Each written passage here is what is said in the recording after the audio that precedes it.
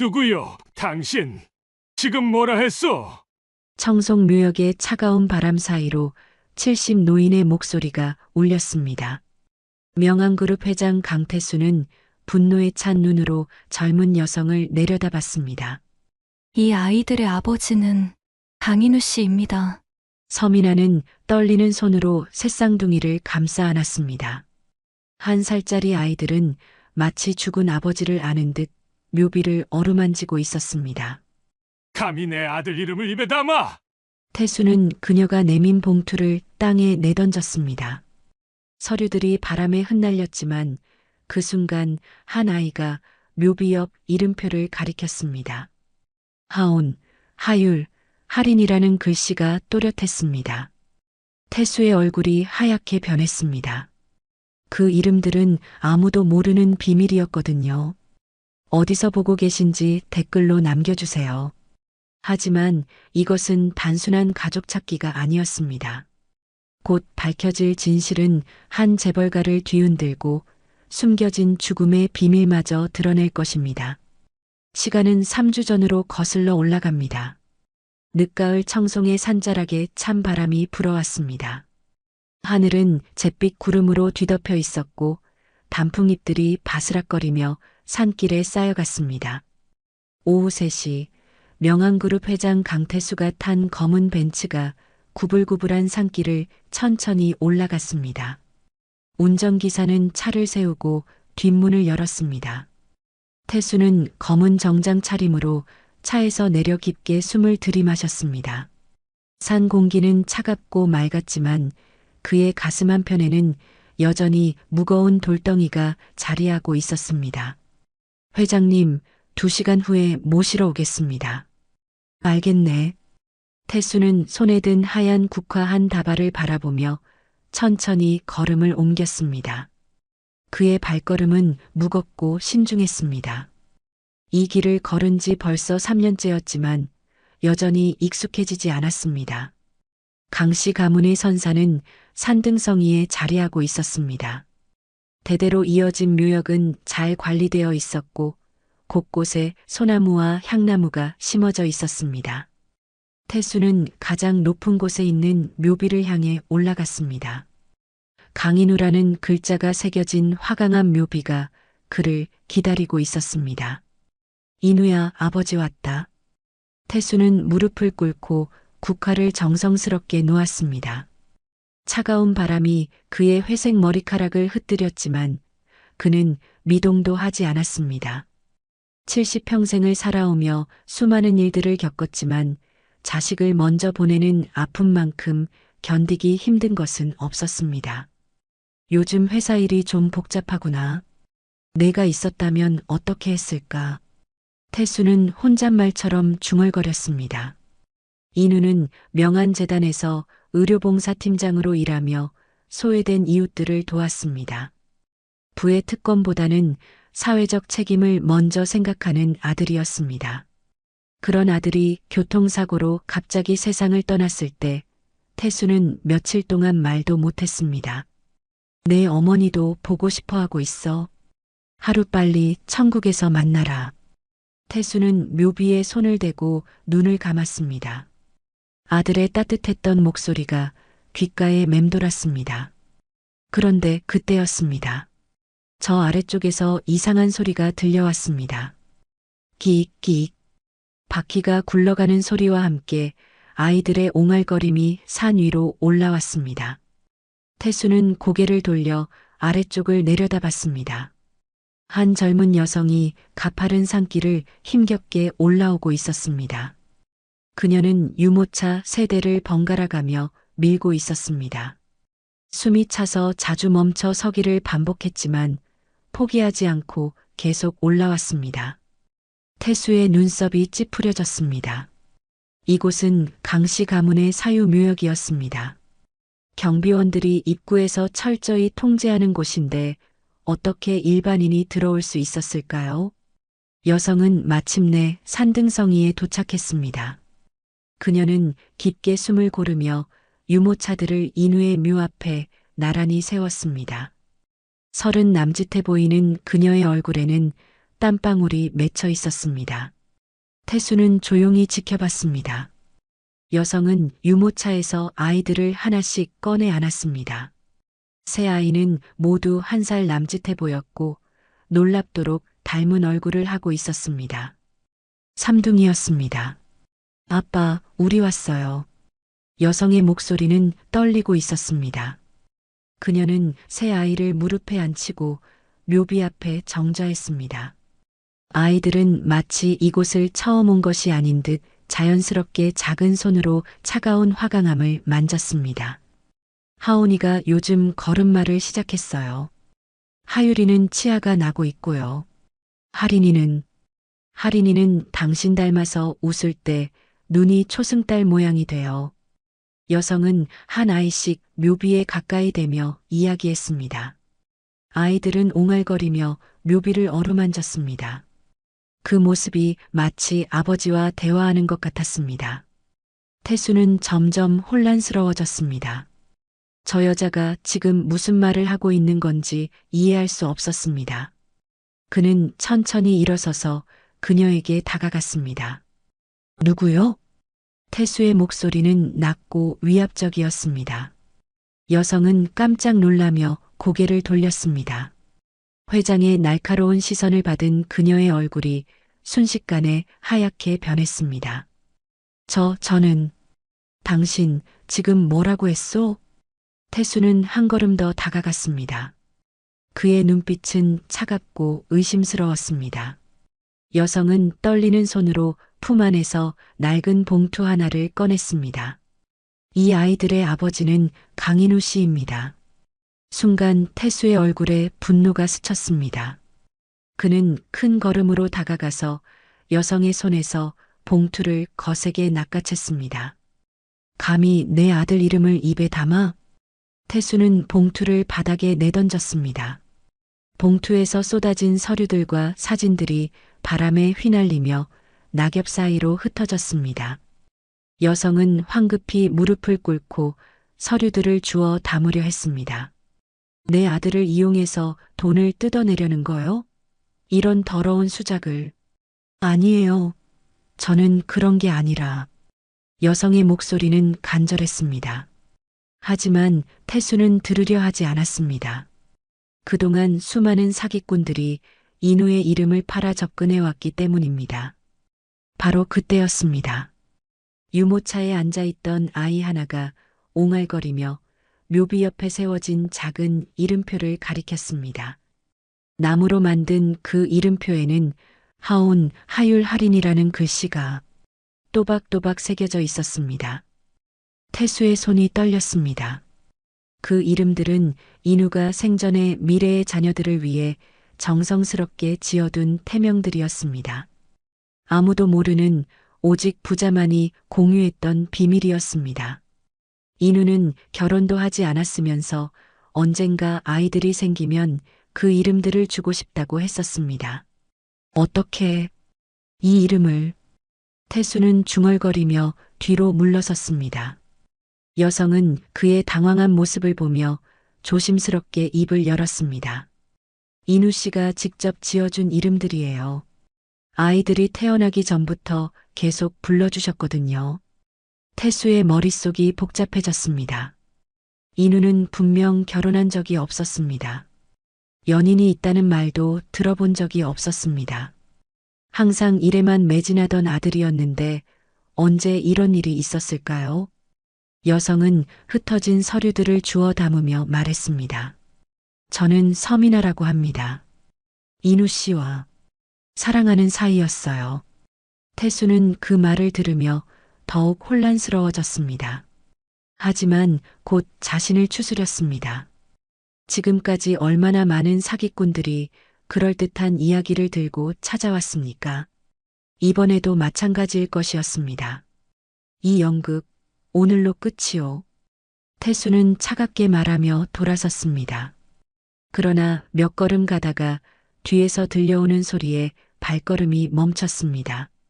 새 아이가 동시에 울기 시작한 것이었습니다. 마치 아버지가 떠나는 것을 아는 듯한 애절한 울음소리였습니다. 태수는 고개를 돌리지 않았습니다. 하지만 그의 어깨는 미세하게 떨리고 있었습니다. 그리고 귓가에는 인우가 어렸을 때 울던 목소리가 겹쳐서 들려왔습니다. 새벽 5시 명항그룹 본사 임원층에는 이미 불이 켜져 있었습니다. 부회장실에서는 강도혁이 휴대폰을 귀에 대고 낮은 목소리로 통화하고 있었습니다. 네, 기자님. 정확한 팩트만 전달해드리죠. 도혁은 책상 위에 펼쳐진 서류들을 바라보며 말했습니다. 그곳에는 서민아의 신상 정보와 사진들이 정리되어 있었습니다. 요양병원 간호조무사 출신, 미혼모, 새쌍둥이 양육 중이라는 기본 정보들이었습니다. 간호사 출신 미혼모가 명항그룹 회장 아들을 사칭하며 접근했다는 내용으로 기사 부탁드립니다. 증거 자료는 따로 전달하겠습니다. 도혁은 통화를 끝내고 의자에 깊숙이 몸을 맡겼습니다. 그의 얼굴에는 차가운 미소가 번졌습니다. 회장의 혈육이라고 주장하는 아이들이 나타났다는 소식을 들었을 때부터 그는 이 일을 어떻게 처리할지 계획하고 있었습니다. 가문을 지키는 것이 내 역할이지. 도혁은 혼잣말을 하며 다음 연락처로 전화를 걸었습니다. 포털 사이트 연예부 기자, 방송국 사회부 기자, 그리고 몇 개의 온라인 매체까지 하나씩 연락을 돌리며 같은 내용을 전달했습니다. 오전 9시가 되자 첫 번째 기사가 올라왔습니다. 명항그룹 회장 아들 사칭 의혹, 미혼모의 치밀한 계획인가? 제목을 본 도혁은 만족스러운 표정을 지었습니다.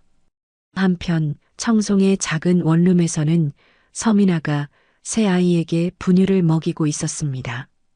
하온이는 젖병을 빨며 엄마를 올려다봤고 하유리와 하린이는 나란히 누워 천장의 모비를 바라보고 있었습니다. 우리 하온이 맛있니? 미나는 부드러운 목소리로 아이를 달래며 분유를 먹였습니다. 어젯밤 묘역에서 있었던 일이 계속 머릿속을 맴돌았지만 아이들 앞에서는 웃는 얼굴을 유지하려 노력했습니다. 그때 휴대폰에서 알림음이 계속 울렸습니다. 카카오톡 메시지가 연달아 들어오고 있었습니다. 미나는 하온이를 침대에 눕히고 휴대폰을 확인했습니다. 요양병원 동료 간호사들의 메시지였습니다. 미나야, 이거 진짜야? 뉴스에 내 사진 나왔는데 어떻게 된 거야? 미나는 급하게 인터넷을 검색했습니다. 포털 사이트 메인 화면에 자신의 사진이 크게 걸려 있었습니다. 명항그룹 회장 아들 사칭 미혼모 논란이라는 제목과 함께였습니다. 기사를 클릭해서 읽어보니 내용은 더욱 충격적이었습니다. 자신이 돈을 노리고 고인을 사칭했다는 내용, 새쌍둥이의 생부가 불분명하다는 추측, 심지어 과거 요양병원에서의 근무 태도까지 문제 삼고 있었습니다. 이게 뭐예요? 미나의 손이 떨렸습니다.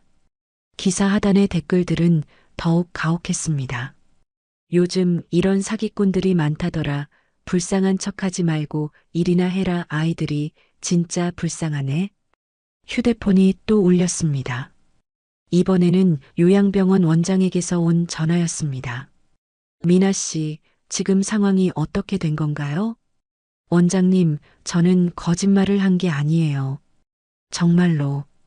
일단 병원 일은 당분간 쉬는 게 좋겠어요. 환자분들과 보호자들이 민감하게 반응할 수 있거든요. 전화가 끊어진 후 미나는 바닥에 주저앉았습니다. 하루 만에 모든 것이 무너져 내렸습니다. 일자리도 잃었고 사람들의 시선도 차가워졌습니다. 더욱 견디기 힘든 것은 인우와의 소중한 추억마저 더럽혀졌다는 사실이었습니다. 새 아이가 동시에 울기 시작했습니다. 기저귀를 갈아줘야 할 시간이었지만 미나는 움직일 힘이 없었습니다. 눈물이 뺨을 타고 흘러내렸습니다. 어떻게 하지? 어떻게 하면 좋을까? 그때 현관문에서 노크 소리가 들렸습니다. 미나는 눈물을 닦고 문 쪽으로 다가갔습니다. 누구세요? 이복래라고 합니다.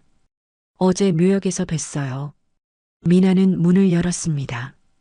일은 넘어 보이는 할머니가 보온병과 봉지를 들고 서 있었습니다. 이복래의 얼굴에는 따뜻한 미소가 번지고 있었습니다. 들어와도 될까요? 네, 물론이에요. 이복래는 원룸 안을 둘러보며 혀를 찼습니다. 좁은 공간에 새쌍둥이를 키우기엔 너무 비좁았습니다. 그녀는 보온병에서 따뜻한 차를 따라 미나에게 건넸습니다. 힘드시겠어요. 하루 만에 이런 일이 벌어지다니. 미나는 뜨거운 차를 마시며 눈물을 참았습니다. 이복래는 울고 있는 아이들을 번갈아 가며 안아주었습니다. 아이들은 신기하게도 할머니 품에서 금세 울음을 그쳤습니다. 할머니, 저는 정말 거짓말을 한 게 아니에요. 인우 씨는 정말로. 알아요. 아이들 눈빛만 봐도 알 수 있어요. 이복래는 하온이를 무릎에 앉히며 말했습니다. 아이의 눈매와 코 모양이 인우와 닮아 있었습니다. 그 사람 아버지도 많이 외로워요. 아직 진심을 몰라서 그런 거예요. 회장님이요? 3년 동안 매주 묘역에 오시거든요. 아들 잃은 아픔이 얼마나 클지 상상이 안 돼요. 이복래는 보온병을 다시 채우며 이야기를 계속했습니다. 강태수가 아들 무덤 앞에서 혼자 중얼거리는 모습, 때로는 1시간 넘게 앉아 있는 모습을 지켜봤다고 했습니다. 지금은 화가 나 계시지만 언젠가는 진실을 알게 되실 거예요. 미나는 고개를 끄덕였습니다. 하지만 당장 아이들 분유값도 걱정인 상황에서 미래를 생각할 여유는 없었습니다. 같은 시각 명함그룹 본사에서는 강태수가 보안팀장을 불러 묘역 CCTV 영상을 확인하고 있었습니다. 어제 일이 계속 머릿속을 떠나지 않았기 때문입니다. 이 각도에서 찍힌 영상도 있나? 네, 회장님. 여러 각도에서 촬영된 것들을 모았습니다. 태수는 모니터 화면을 자세히 들여다봤습니다. 서민아가 새 아이와 함께 묘비 앞에 앉아 있는 모습이 선명하게 보였습니다. 아이들이 묘비를 만지며 옹알거리는 장면, 여성이 눈물을 닦는 장면도 있었습니다. 애를 셋이나 낳고 혼자 산다니. 태수는 중얼거리며 영상을 반복해서 봤습니다. 새쌍둥이의 얼굴은 모두 닮아 있었고 특히 눈매가 인우와 비슷해 보였습니다. 하지만 그는 그런 생각을 애써 지우려 했습니다. 설마. 그때 도혁이 회장실로 들어왔습니다. 그의 손에는 두꺼운 파일이 들려 있었습니다. 회장님, 사건 무마를 위해 관련 자료를 정리했습니다. 도혁은 파일을 책상 위에 놓으며 설명하기 시작했습니다. 서민아의 신상 정보, 과거 직장 기록, 그리고 새쌍둥이 관련 서류들이 정리되어 있었습니다. 이런 여자는 믿을 수 없습니다. 돈이 목적인 게 뻔해요. 태수는 파일을 넘기며 내용을 확인했습니다. 그런데 사진 한 장이 그의 시선을 사로잡았습니다. 새쌍둥이가 나란히 누워있는 사진이었는데 아이들의 손목에 작은 매듭 팔찌가 차여 있었습니다. 그 팔찌는 태수에게 익숙한 것이었습니다. 인우가 어릴 때 직접 만들어 차고 다녔던 단 하나뿐인 가족 상징 팔찌였습니다. 빨간색과 파란색 실로 특별한 매듭을 만든 것이었는데 인우가 초등학교 때 배운 전통 매듭법으로 만든 것이었습니다. 이 팔찌는 태수의 목소리가 떨렸습니다. 도혁은 그의 표정 변화를 눈치채고 당황했습니다. 무슨 문제가 있습니까? 아니다. 됐어. 태수는 파일을 덮으며 자리에서 일어났습니다. 하지만 그의 마음은 이미 복잡하게 얽혀 있었습니다. 매듭 팔찌는 인우만이 만들 수 있는 것이었습니다. 그런데 어떻게 저 아이들이 같은 팔찌를 차고 있을까요? 그날 밤 태수는 다시 청송 묘역을 찾았습니다. 어둠 속에서 인우의 묘비는 더욱 쓸쓸해 보였습니다. 그는 무릎을 꿇고 아들에게 말을 걸었습니다. 인우야, 내가 정말. 태수는 말을 끝내지 못했습니다. 만약 그 아이들이 정말로 인우의 자식이라면 자신은 돌이킬 수 없는 실수를 한 것이었습니다. 하지만 아직 확신할 수는 없었습니다. 차가운 바람이 묘역을 스쳐 지나갔습니다. 태수는 오랫동안 그 자리에 앉아 있었습니다. 사흘째 계속된 비가 청송의 하늘을 무겁게 덮고 있었습니다. 서민아는 원룸 창가에 앉아 젖은 유리창 너머로 내리는 빗줄기를 바라봤습니다. 지난 며칠간 세상은 그녀에게 등을 돌렸습니다. 요양병원에서는 연락이 끊어졌고 동네 사람들의 시선도 차가워졌습니다. 새쌍둥이는 침대에서 나란히 잠들어 있었습니다. 하온이와 하유리는 고른 숨소리를 내며 평온해 보였지만 하린이는 자꾸 뒤척이며 미열을 보이고 있었습니다. 미나는 아이의 이마에 손을 대봤습니다. 어제보다 더 뜨거워진 것 같았습니다. 어떻게 하지? 미나는 통장 잔고를 확인했습니다. 10만 원이 채 남지 않았습니다. 분유값과 기저귀 값을 생각하면 일주일도 버티기 힘든 상황이었습니다. 무엇보다 하린이의 열이 계속 오르는 것이 걱정되었습니다. 그녀는 마지막 용기를 내기로 결심했습니다. 직접 명함그룹 본사로 가서 회장을 만나는 것이었습니다. 유전자 검사만이라도 받을 수 있다면 아이들의 정체를 증명할 수 있을 것이었습니다. 미나는 새 아이를 유모차에 태우고 집을 나섰습니다. 비가 내리는 날씨였지만 포기할 수 없었습니다. 버스를 3번 갈아타고 서울 시내까지 올라왔습니다. 명함그룹 본사 건물은 강남 한복판에 우뚝 솟아 있었습니다. 건물 로비에 들어서자 경비원들의 시선이 집중되었습니다. 젖은 옷을 입고 유모차 세대를 끌고 온 젊은 여성은 분명 이곳과 어울리지 않는 모습이었습니다.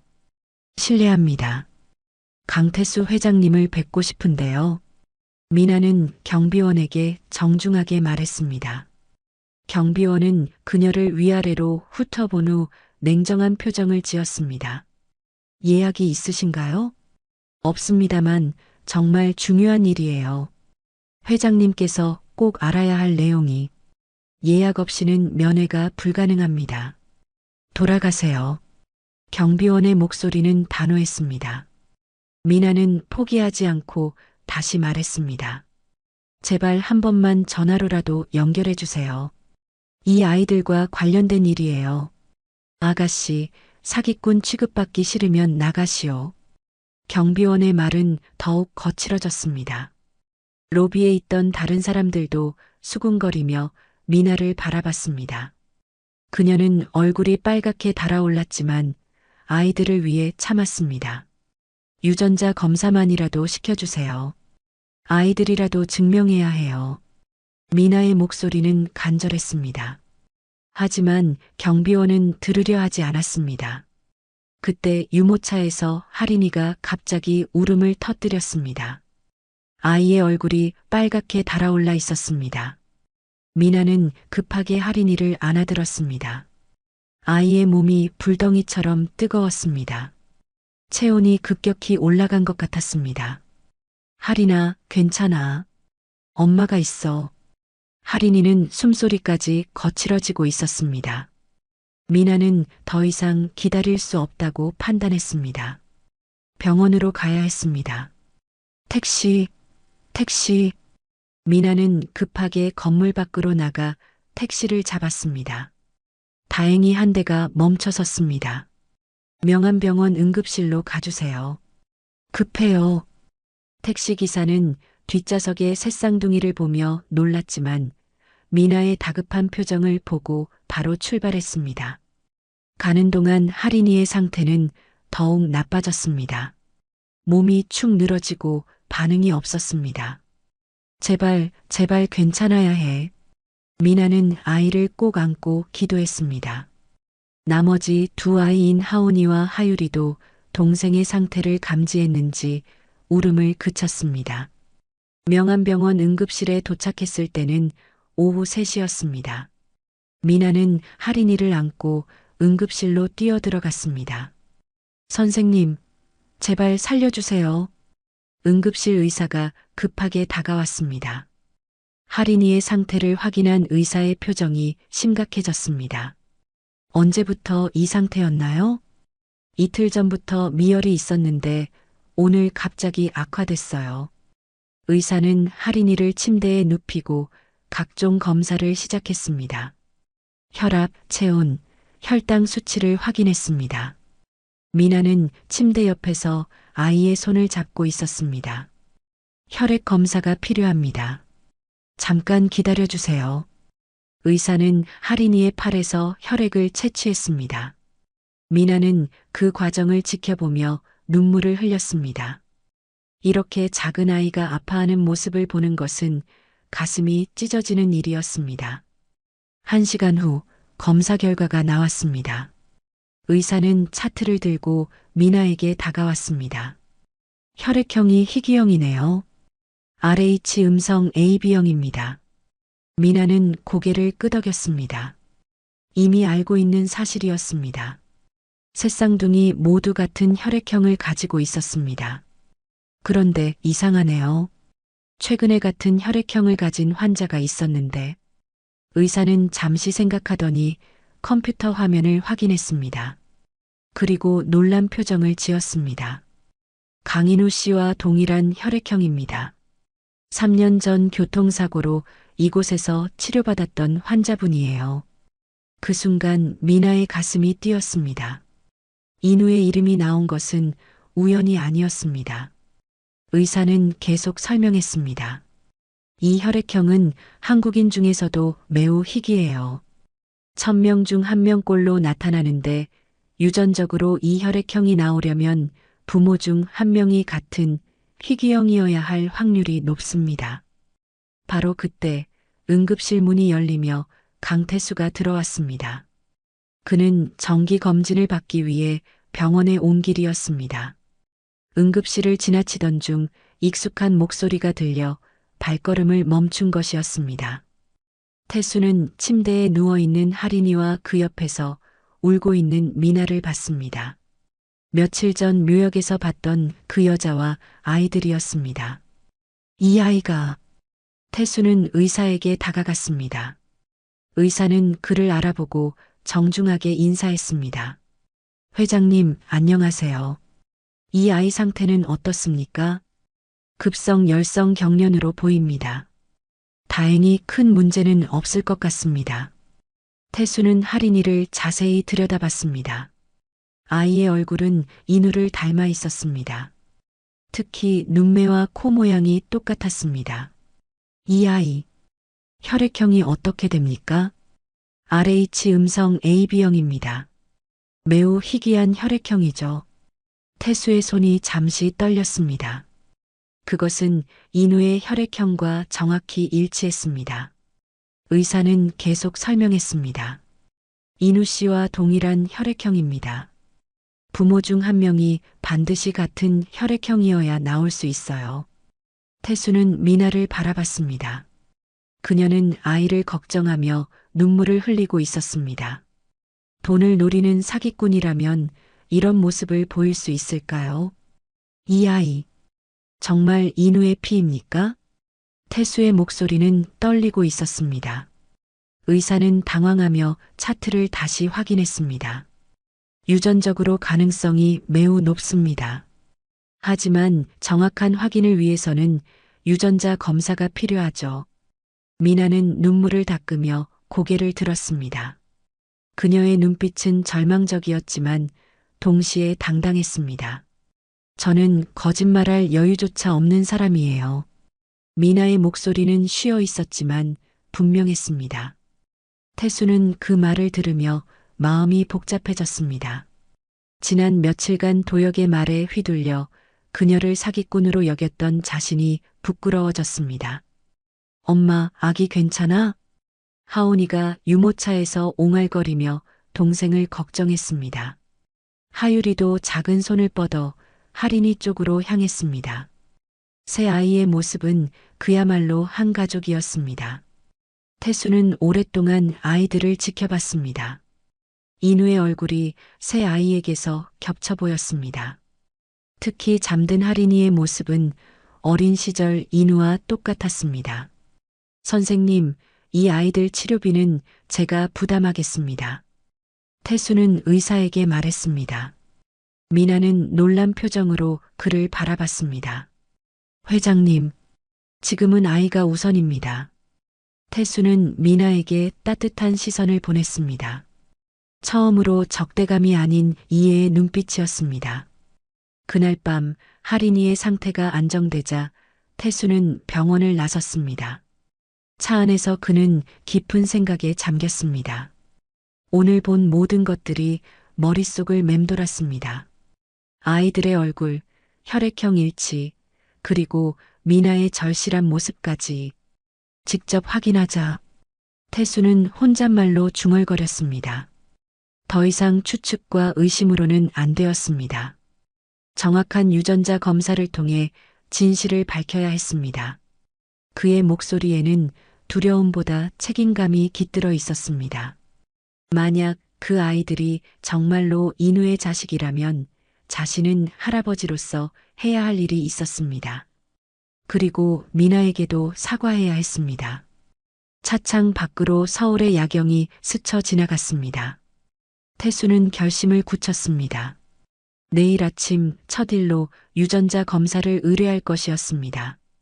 다음 날 이른 아침 청송류역에는 이슬이 촉촉하게 맺혀 있었습니다. 이복래는 평소보다 일찍 나와 묘역 곳곳을 정리하고 있었습니다. 그녀의 손에는 낡은 봉투 하나가 들려 있었습니다. 3년 동안 서랍 깊숙이 넣어두었던 것이었습니다. 9시가 되자 검은 벤츠가 산길을 올라왔습니다. 강태수는 평소보다 이른 시간에 묘역을 찾았습니다. 어젯밤 병원에서 본 일들이 머릿속을 떠나지 않았기 때문입니다. 회장님, 안녕하세요. 이복래가 먼저 인사했습니다. 태수는 고개를 끄덕이며 인우의 묘비 앞으로 향했습니다. 그런데 이복래가 뒤따라왔습니다. 회장님, 잠깐 시간 내주실 수 있을까요? 태수는 고개를 돌렸습니다. 이복래의 표정이 평소와 달랐습니다. 뭔가 중요한 말을 하려는 듯 보였습니다. 무슨 일입니까? 이건 그날 그분이 제게 맡겼던 기록이에요. 이복래는 낡은 봉투를 꺼내 태수에게 건넸습니다. 봉투는 오래되어 모서리가 해지고 누렇게 변색되어 있었습니다. 그분이라니? 인우 도련님 말이에요. 돌아가시기 며칠 전에 이걸 제게 맡기셨거든요. 태수는 봉투를 받아들었습니다. 손이 미세하게 떨렸습니다. 인우가 직접 맡겼다는 물건을 받는 것은 처음이었습니다. 봉투를 열자 여러 장의 서류와 사진들이 나왔습니다. 가장 위에 있는 것은 요양병원 봉사 일정표였습니다. 인우-미나 팀이라고 적혀 있었고 매주 목요일과 토요일에 정기적으로 봉사했다는 기록이 있었습니다. 이게 뭡니까? 도련님께서 요양병원에서 봉사하실 때 짝을 이뤘던 분이 바로 서미나 씨예요. 태수는 일정표를 자세히 봤습니다. 1년 넘게 꾸준히 함께 봉사했다는 기록이 있었습니다. 그 아래에는 두 사람이 함께 찍은 사진들이 있었습니다. 사진 속 인우는 밝게 웃고 있었습니다. 그 옆에 서 있는 미나도 환한 미소를 짓고 있었습니다. 요양원 할머니들과 함께 찍은 사진, 크리스마스 파티 때 찍은 사진, 그리고 두 사람이 나란히 서서 찍은 사진까지 다양했습니다. 도련님이 이 여자분을 정말 좋아하셨어요. 봉사 끝나고 나서도 자주 이야기하곤 하셨거든요. 이복래는 사진들을 하나씩 가리키며 설명했습니다. 태수는 그 모습을 지켜보며 마음이 복잡해졌습니다. 인우가 이런 연인이 있었다는 사실을 전혀 몰랐던 것입니다. 마지막에는 이복래의 필체로 적힌 기록이 있었습니다. 인우 도련님, 미나 씨와 결혼 계획이 있다고 하심. 아이 생기면 꼭 묘역에 데려오겠다고 약속하심. 이 기록은 언제 적으신 겁니까? 돌아가시기 한 달 전쯤이에요. 도련님이 직접 말씀하셨거든요. 태수는 그 기록을 보며 가슴이 먹먹해졌습니다. 인우가 결혼을 생각하고 있었다는 사실, 그리고 아이가 생기면 묘역에 데려오겠다는 약속까지 모든 것이 연결되고 있었습니다. 왜 이제야 말씀하시는 겁니까? 그때는 도련님이 갑자기 돌아가셔서, 그리고 미나 씨도 연락이 안 됐어요. 그런데 며칠 전에 아이들과 함께 오신 걸 보고 용기를 냈습니다. 태수는 사진들을 다시 한번 봤습니다. 인우의 표정이 평소와 달랐습니다. 회사에서 보던 진지한 모습이 아니라 정말 행복해 보이는 얼굴이었습니다. 도련님이 마지막에 하신 말씀이 있어요. 이복래는 조심스럽게 말을 꺼냈습니다. 뭐라고 하셨습니까? 아버지께 실망드리지 않는 사람이 되고 싶다고 하셨어요. 그리고 미나 씨 같은 사람과 가정을 꾸리면 아버지도 기뻐하실 거라고요. 태수는 그 말을 들으며 눈시울이 붉어졌습니다. 인우는 마지막까지 아버지를 생각하고 있었던 것입니다. 1시간 후 태수는 명항그룹 본사로 돌아왔습니다. 그는 즉시 법무팀장 최진수를 불렀습니다. 진수 씨, 급한 일이 있습니다. 네, 회장님. 최진수는 서류를 들고 회장실로 들어왔습니다. 태수는 이복래에게서 받은 자료들을 책상 위에 펼쳐 놓았습니다. 이 자료들을 바탕으로 조사를 시작하세요. 그리고 유전자 검사도 준비하고요. 최진수는 자료들을 살펴보며 놀란 표정을 지었습니다. 지난 며칠간 도역 부회장이 전달한 내용과는 완전히 다른 이야기였습니다. 회장님, 이 자료들이 진짜라면 사실 확인이 우선입니다. CCTV 복원 작업도 시작하세요. 태수는 단호하게 말했습니다. 더 이상 추측으로는 안 되었습니다. 정확한 사실을 알아야 했습니다. 같은 시각 청송의 작은 원룸에서는 서민아가 도역이 보낸 서류를 보고 있었습니다. 택배로 배달된 봉투 안에는 친묵각서와 함께 수표 한 장이 들어 있었습니다. 각서의 내용은 간단했습니다. 강인우와의 관계를 부인하고 아이들의 부성을 주장하지 않으며 명항그룹에 접근하지 않겠다는 약속이었습니다. 대신 일정 금액을 지급하겠다는 조건이 붙어 있었습니다. 미나는 그 서류를 보며 분노가 치밀었습니다. 인우와의 사랑을 돈으로 매수하려는 시도였습니다. 그녀는 주저하지 않고 서류를 반으로 찢었습니다. 진실은 돈보다 강합니다. 미나는 혼잣말로 중얼거렸습니다. 비록 어려운 상황이지만 굴복할 수는 없었습니다. 아이들을 위해서라도 끝까지 싸워야 했습니다. 오후가 되자 미나는 아이들과 함께 다시 묘역을 찾았습니다. 할인이의 상태는 많이 좋아졌습니다. 새 아이는 유모차에서 내려 묘비 앞에서 놀고 있었습니다. 아빠, 할인이 괜찮아졌어요. 미나는 묘비에 대고 조용히 말했습니다. 아이들은 마치 아버지의 목소리를 듣는 듯 묘비를 만지며 웃었습니다. 그 미소는 정말 순수하고 밝았습니다. 저 멀리 소나무 뒤편에서 강태수가 그 모습을 지켜보고 있었습니다. 그는 차에서 내리지 않고 쌍안경으로 아이들을 관찰했습니다. 새쌍둥이는 묘비 앞에서 손뼉을 치며 웃고 있었습니다. 특히 하온이는 묘비에 기대어 서려고 애쓰고 있었습니다. 하유리는 작은 돌멩이를 주어 묘비에 올려놓았습니다. 할인이는 미나 품에서 손을 뻗어 묘비를 만지려 했습니다. 태수는 그 모습을 보며 가슴이 뭉클해졌습니다. 아이들의 표정이 너무나 밝고 순수했습니다. 마치 정말로 아버지를 만나러 온 것 같았습니다. 인우야, 저 아이들이 정말... 태수는 중얼거리다가 말을 멈췄습니다. 아직 확신할 수는 없었지만 마음 한편에서는 이미 답을 알고 있는 것 같았습니다. 1시간 정도 지나자 미나와 아이들이 묘역을 떠났습니다. 태수는 그들이 완전히 사라진 후에야 차에서 내렸습니다. 인우의 묘비 앞에는 아이들이 놓고 간 작은 돌멩이들이 있었습니다. 그날 밤 태수는 서재에서 인우의 유품들을 정리하고 있었습니다. 그 중에는 인우가 생전에 녹음해 놓은 음성 메모들이 있었습니다. 태수는 그것들을 한 번도 들어본 적이 없었습니다. 너무 아파서 감히 들을 수 없었기 때문입니다. 하지만 오늘은 달랐습니다. 그는 용기를 내어 재생 버튼을 눌렀습니다. 아버지, 오늘 요양원에서 정말 기뻤어요. 할머니들이 제 손을 잡고 고맙다고 하시는데 가슴이 뭉클했습니다. 인우의 목소리가 스피커를 통해 흘러나왔습니다. 태수는 눈을 감고 그 목소리에 집중했습니다.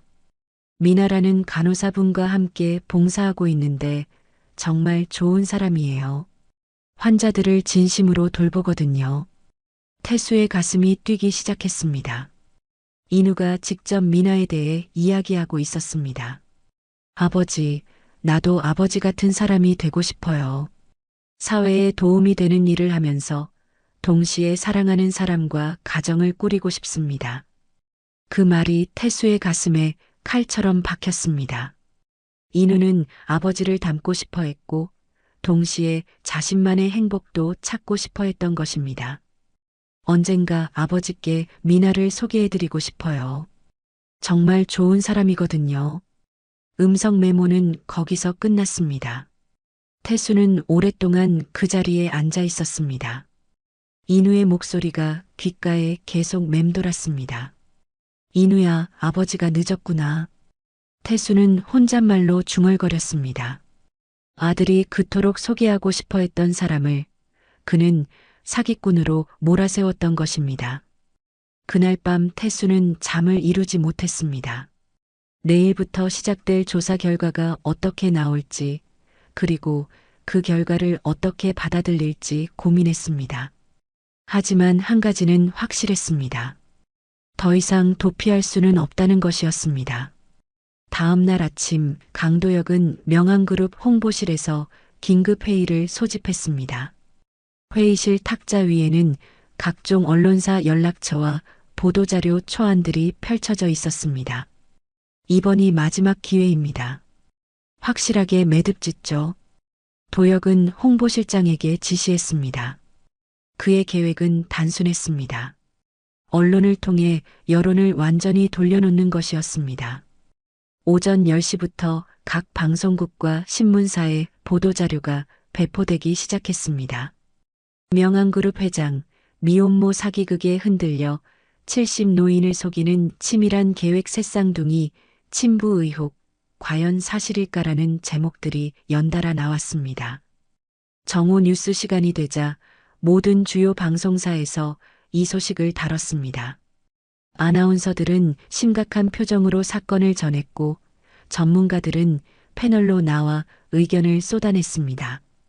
요즘 이런 사기 수법이 늘고 있습니다. 재벌가를 노린 치밀한 계획으로 보입니다. 피해자는 결국 고인과 유족들이죠. 청송의 작은 원룸 앞에는 오후부터 기자들이 몰려들기 시작했습니다. 취재진들은 카메라와 마이크를 들고 건물 입구를 지켰습니다.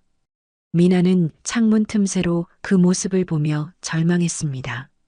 새쌍둥이는 이상한 분위기를 감지했는지 자꾸 울었습니다. 미나는 아이들을 달래며 밖으로 나갈 엄두를 내지 못했습니다. 오후 3시 미나는 분유가 떨어져 어쩔 수 없이 밖으로 나가야 했습니다. 문을 열자마자 플래시가 터졌습니다. 서민아 씨, 정말로 강인우 씨와 연인 관계였습니까? 아이들이 강인우 씨 자녀라는 증거가 있나요? 돈이 목적 아닙니까? 기자들의 질문이 쏟아졌습니다. 미나는 유모차를 밀며 그들 사이를 빠져나가려 했지만 쉽지 않았습니다. 그만 좀 하세요. 아이들이 사람이에요. 미나의 목소리는 떨리고 있었습니다. 하지만 기자들은 멈추지 않았습니다. 오히려 더 가까이 다가와 카메라를 들이댔습니다. 하온이가 갑자기 울음을 터뜨렸습니다. 너무 많은 사람들과 플래시 때문에 놀란 것이었습니다. 곧이어 하유리와 하린이도 따라 울기 시작했습니다. 아이들이 무슨 잘못이에요? 제발 그만해 주세요. 미나는 울부짖었지만 아무도 듣지 않았습니다. 그들에게는 특종이 더 중요했습니다. 다행히 동네 주민 몇 명이 나서서 기자들을 막아줬습니다. 미나는 간신히 편의점에 들어가 분유를 사고 서둘러 집으로 돌아왔습니다. 그날 저녁 뉴스에는 미나와 아이들의 모습이 그대로 방송됐습니다. 새쌍둥이의 얼굴까지 여과 없이 노출됐습니다. 미나는 그 모습을 보며 무력감에 빠졌습니다. 같은 시각 청송묘역에서는 이복래가 남편 김기택과 함께 저녁 정리를 하고 있었습니다. 그들도 뉴스를 통해 상황을 지켜보고 있었습니다. 여보, 이러면 안 되는 거 아니에요?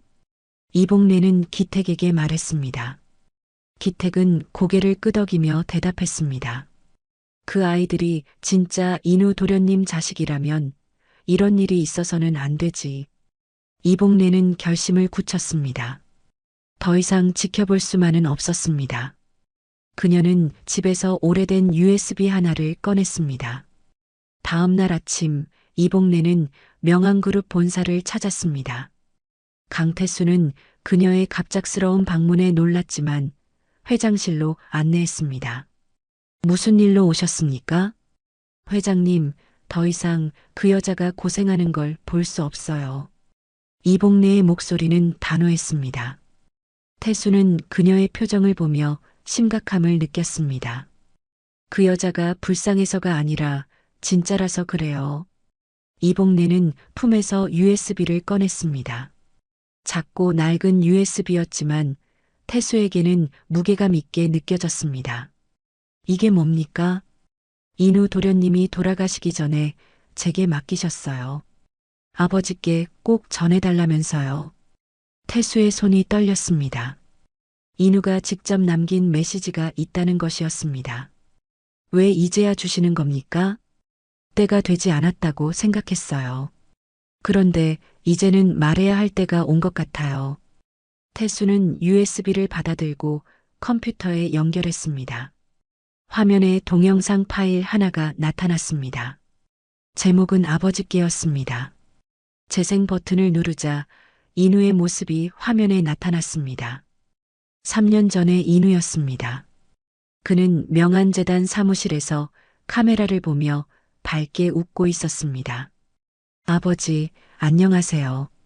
이 영상을 보고 계신다면 제가 먼저 떠났다는 뜻이겠죠. 인우의 목소리는 따뜻했습니다. 태수는 화면을 바라보며 눈물을 참았습니다. 아버지께 꼭 소개해드리고 싶은 사람이 있어요. 서민아라는 분인데 제가 정말 사랑하는 사람입니다. 화면이 바뀌며 미나의 모습이 나타났습니다. 그녀는 요양원에서 할머니들을 돌보고 있었습니다. 환자들을 대하는 그녀의 모습은 정말 따뜻했습니다. 이 사람은 제 전부입니다. 언젠가 아버지께 정식으로 소개해드리고 싶어요. 인우는 계속 이야기했습니다. 미나와 처음 만난 이야기, 함께 봉사하며 가까워진 이야기, 그리고 미래에 대한 계획까지 자세히 설명했습니다. 만약 저에게 아이가 생긴다면 그 아이들에게 아버지의 사랑을 전해주고 싶어요. 아버지만큼 훌륭한 할아버지가 되어주세요. 영상은 거기서 끝났습니다. 태수는 오랫동안 화면을 바라봤습니다. 인우의 마지막 부탁이 가슴에 박혔습니다. 이건 조작일 리가 없군. 태수는 중얼거렸습니다. 인우의 표정, 목소리, 모든 것이 진실이었습니다. 그는 정말로 미나를 사랑했고 아버지에게 소개하고 싶어 했던 것입니다. 이복래는 태수의 반응을 지켜보며 조용히 말했습니다. 도련님이 마지막에 하신 말씀이 있어요. 아버지가 외로우시지 않게 해드리고 싶다고 하셨거든요. 태수는 그 말을 들으며 가슴이 뭉클해졌습니다. 인우는 마지막까지 아버지를 걱정하고 있었던 것입니다. 한편 명항그룹 부회장실에서는 도혁이 급하게 움직이고 있었습니다. 그는 비서에게 지시했습니다. 내일 오후 2시에 기자회견을 예고하세요. 이 사건에 대한 최종 입장을 발표하겠다고요. 도혁은 마지막 카드를 준비하고 있었습니다. 그는 회장이 흔들리고 있다는 것을 감지했습니다. 이제 더 강력한 반격이 필요했습니다. 명항그룹의 명예를 지키는 것이 우선입니다. 도혁은 혼잣말로 중얼거렸습니다. 그에게는 진실보다 체면이 더 중요했습니다. 그날 밤 태수는 인우의 영상을 반복해서 봤습니다. 아들의 간절한 부탁이 계속 귓가에 맴돌았습니다. 이제 더 이상 미룰 수 없었습니다. 결정을 내려야 할 때였습니다. 명항그룹 본사 42층 대회의실에는 오후 2시부터 사람들이 모여들기 시작했습니다. 이사진 15명과 주요 언론사 기자들이 자리를 채웠습니다. 회의실 앞쪽에는 대형 스크린과 마이크가 설치되어 있었습니다. 강도혁은 정장을 말끔히 차려입고 단상에 섰습니다. 그의 얼굴에는 자신감이 가득했습니다. 지난 며칠간 준비한 자료들이 탁자 위에 정리되어 있었습니다. 오늘 이 자리에 모인 이유는 명확합니다. 도혁은 마이크를 잡고 말을 시작했습니다. 회의실이 조용해졌습니다. 최근 우리 그룹을 둘러싼 터무니없는 소문들이 있었습니다. 그 진실을 밝히고 명항그룹의 명예를 지키기 위해 이 자리를 마련했습니다. 기자들은 카메라를 들고 그의 말을 기록했습니다. 이사들도 심각한 표정으로 듣고 있었습니다. 회장님께서는 최근 한 미혼모의 거짓 주장에 흔들리고 계십니다. 이는 우리 그룹 전체에 큰 손실을 끼치고 있습니다. 도혁은 준비한 자료를 화면에 띄웠습니다. 서민아의 신상 정보와 과거 기록들이 나타났습니다. 이 여성은 돈을 목적으로 고인을 사칭하고 있습니다. 새쌍둥이의 친부도 불분명한 상황에서 말입니다. 그때 회의실 문이 열리며 강태수가 들어왔습니다. 그는 평소와 달리 무거운 표정을 하고 있었습니다. 손에는 작은 가방이 들려 있었습니다. 회장님, 안녕하세요. 도혁은 정중하게 인사했지만 태수는 대답하지 않았습니다. 그는 조용히 단상으로 걸어갔습니다. 회장님은 사생활을 이용해 회사를 망치려 하고 있습니다. 도혁이 갑자기 목소리를 높였습니다. 회의실이 술렁거렸습니다. 이사들은 놀란 표정으로 두 사람을 바라봤습니다. 태수는 도혁을 차갑게 바라본 후 가방에서 USB를 꺼냈습니다. 그는 아무 말 없이 컴퓨터에 연결했습니다. 회장님, 지금 뭘 하시는 겁니까?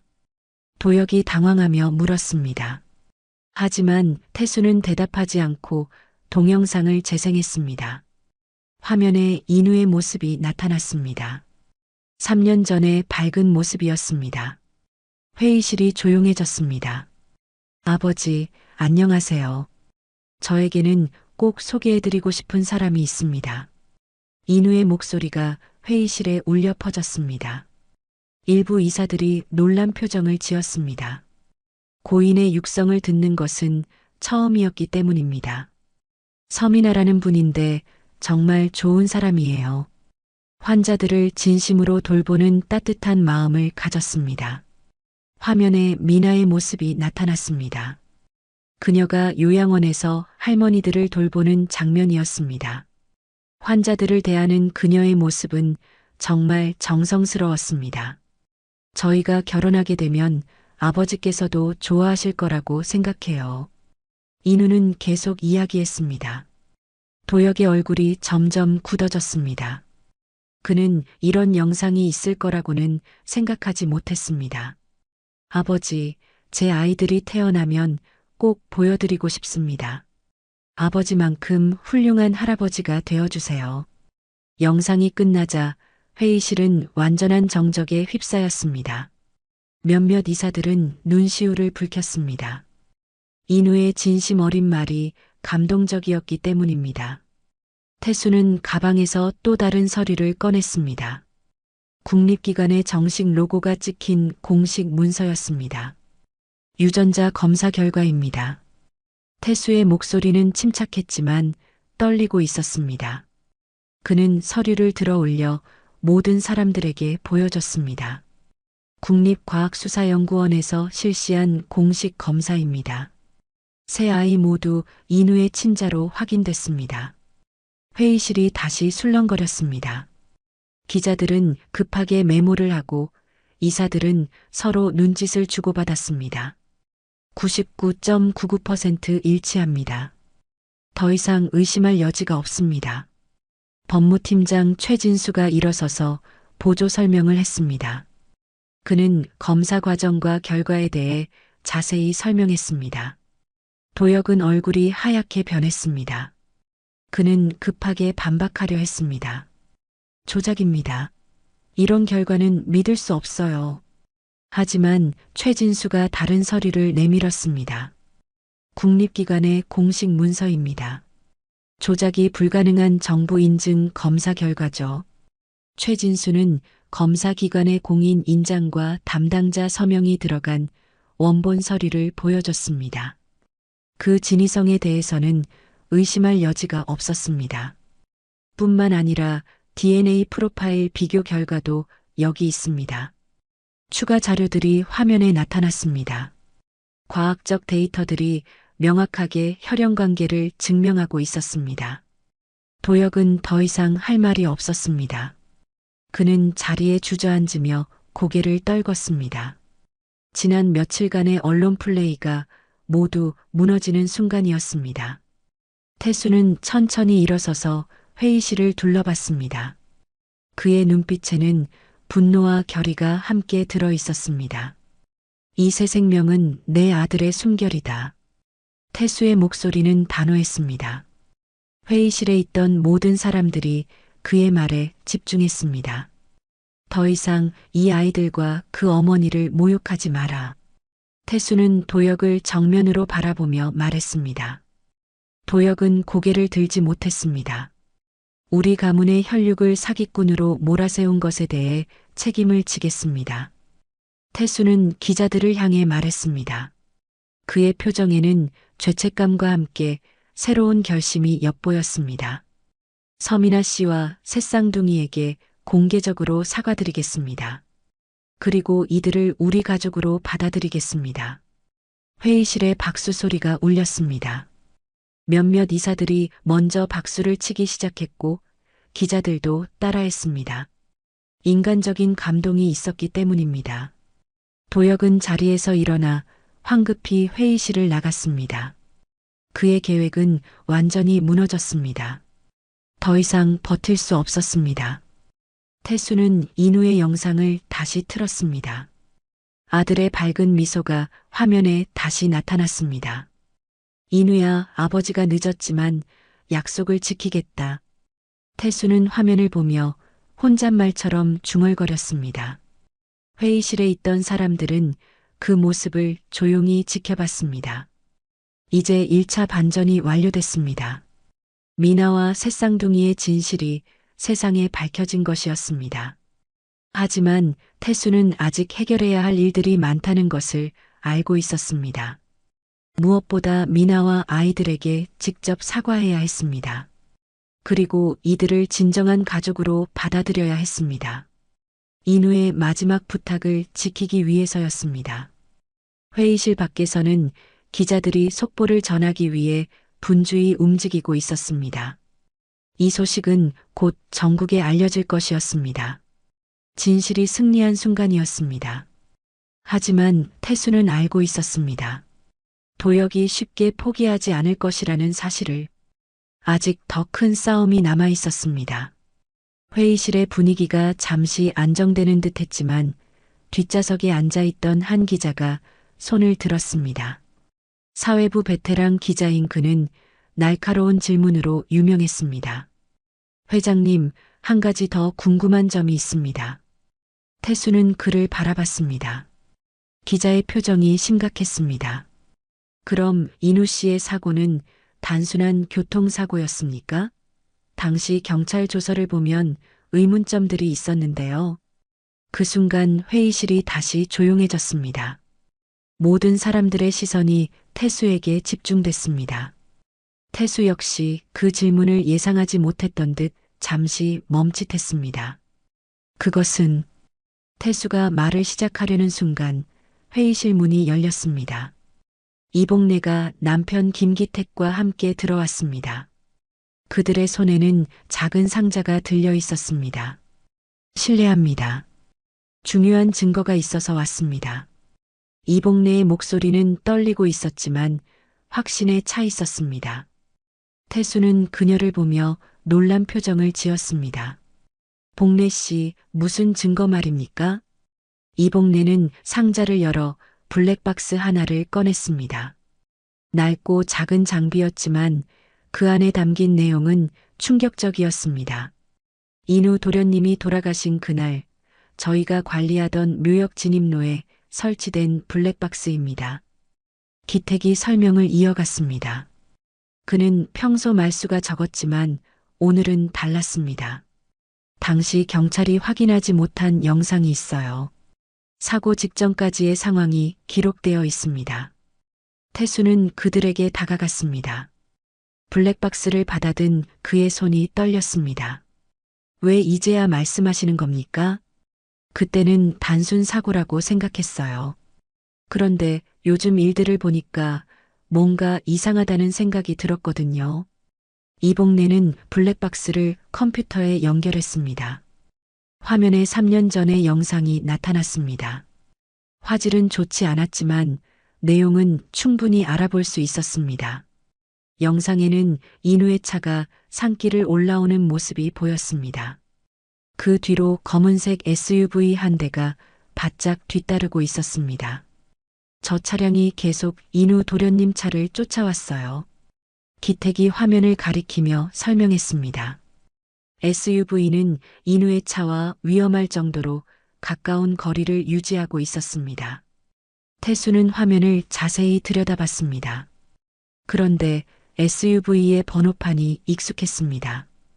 명항그룹에서 사용하는 차량이었습니다. 이 차량은 태수의 목소리가 떨렸습니다. 도혁이 사용하던 보안팀 차량이었습니다. 그는 급하게 영상을 계속 봤습니다.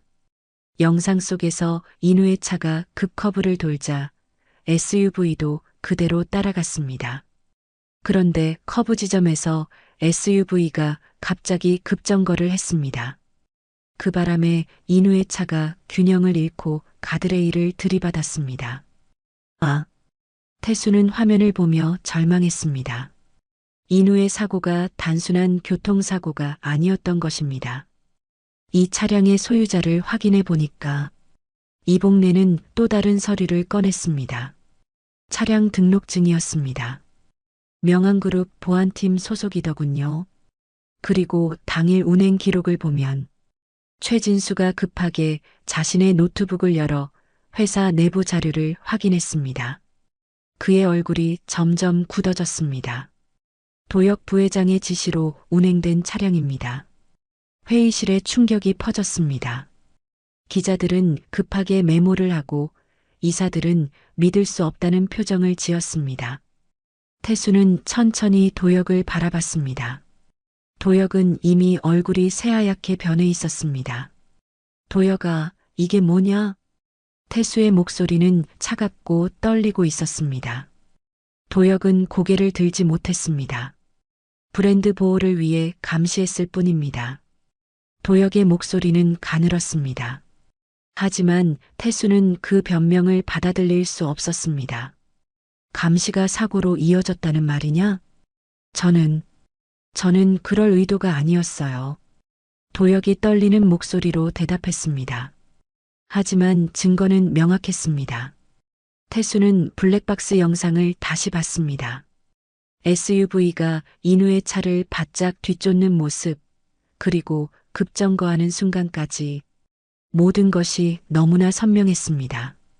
브랜드 보호라며 감시했지만 그게 결국 태수의 눈에 눈물이 맺혔습니다.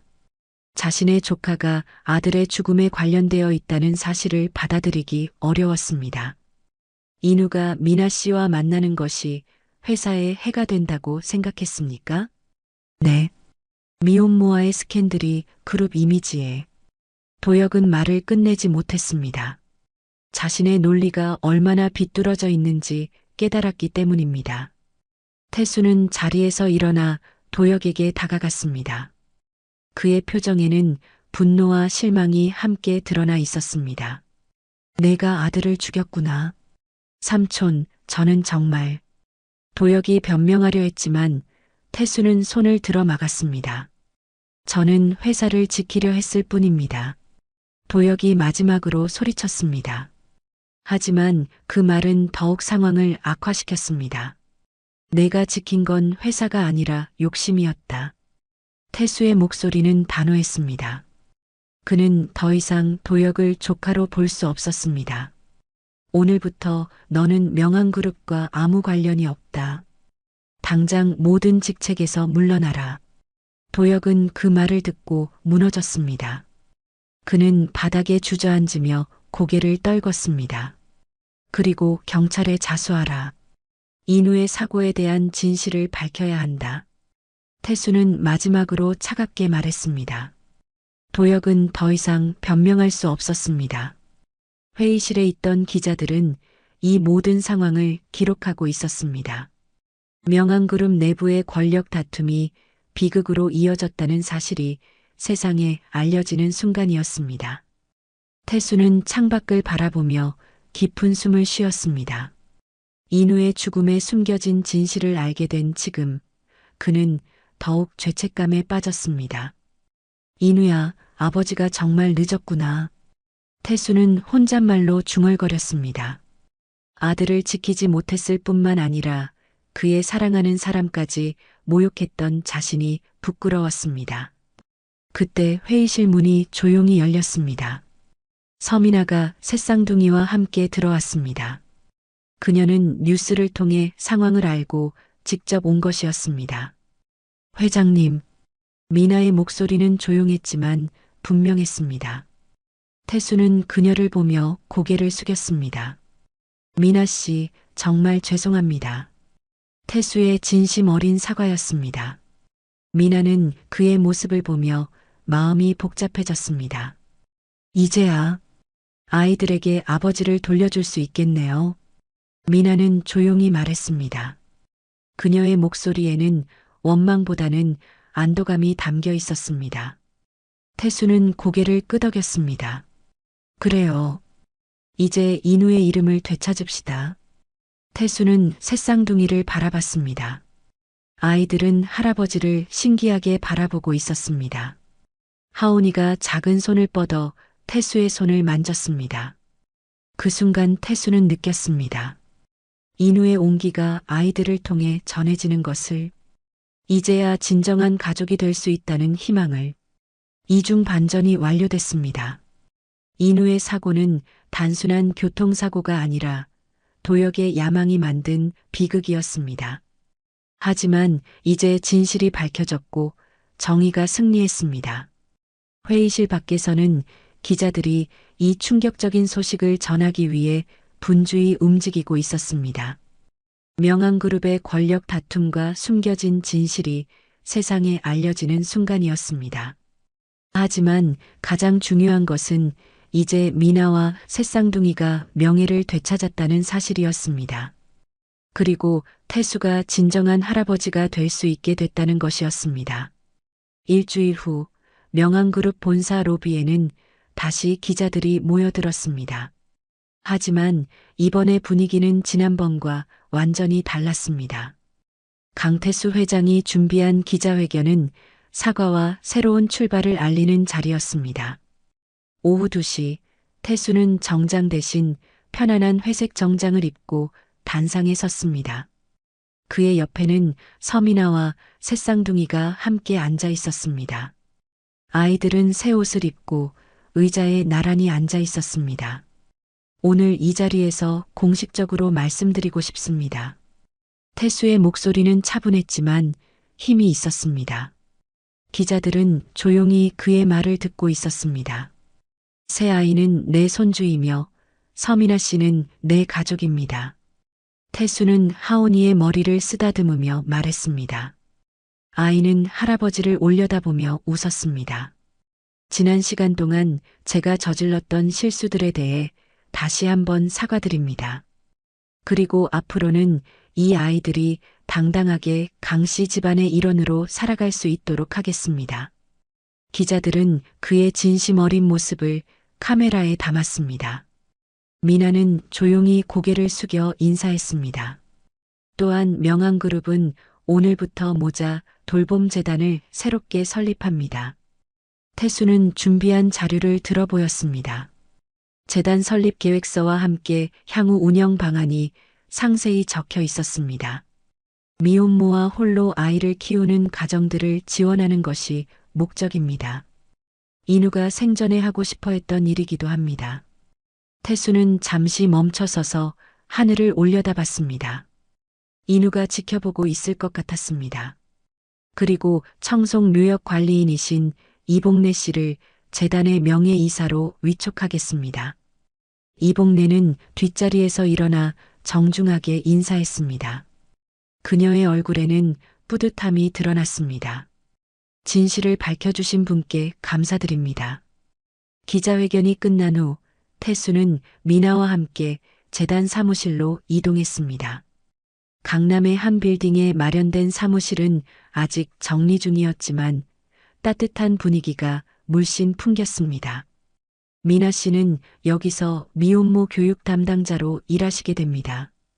태수는 사무실을 둘러보며 설명했습니다. 미나는 요양병원 대신 이곳에서 새로운 일을 시작하게 됐습니다. 정말 괜찮을까요? 미나는 여전히 조심스러웠습니다. 하지만 태수는 확신에 찬 목소리로 대답했습니다. 당신만큼 이 일에 적합한 사람은 없어요. 직접 경험해 본 사람이니까요. 사무실 한쪽에는 아이들을 위한 놀이방도 마련되어 있었습니다. 새쌍둥이는 새로운 장난감들을 보며 신기해했습니다. 한 달이 지난 어느 토요일 오전, 태수는 새쌍둥이를 데리고 청송 시내로 나갔습니다. 유모차 세 대를 밀며 걷는 모습이 많은 사람들의 시선을 끌었습니다. 할아버지, 어디 가요? 하온이가 옹알거리며 물었습니다. 태수는 웃으며 대답했습니다. 할아버지가 제일 좋아하는 곳으로 가자. 그들이 도착한 곳은 시장 안의 작은 국밥집이었습니다. 30년 넘게 운영되고 있는 오래된 가게였습니다. 사장 할머니는 태수를 보며 반갑게 웃었습니다. 어머, 회장님. 오랜만이에요.